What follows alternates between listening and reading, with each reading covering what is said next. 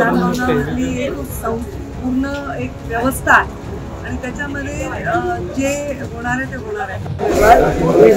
काही मोठ्या प्रमाणावर घोडेबाजार झाल्याची चर्चा आहे आणि त्याचा फटका युतीतल्या कुठल्याही उमेदवाराला बसू शकतो असं सुद्धा बोललं जात आहे. कारण पहिल्या पसंतीवर काही हात खाली करायला दुसरी आणि तिसरी पसंती आता ह्या गोष्टी टेक्निकल निवडणुका असतात. ह्याच्यामध्ये ज्या चर्चा आहेत किंवा ज्या बातम्या आहेत त्याच्याही पलीकडे विधानभवनामधली एक पूर्ण एक व्यवस्था आहे आणि त्याच्यामध्ये जे होणार आहे ते होणार आहे. पण मला जो विश्वास आहे अशा प्रकारचं कुठलीही घटना घडलेली नाही आहे. संपूर्णतः आमचे सर्व उमेदवार लोकसभेनंतर महाविकास आघाडीचा आत्मविश्वास वाढलेला आहे, त्यामुळे महायुतीची मतं फुटतील असा दावा महाविकास आघाडी करताना पाहायला मिळतो. आपल्याला काही तास वाट बघावी लागेल.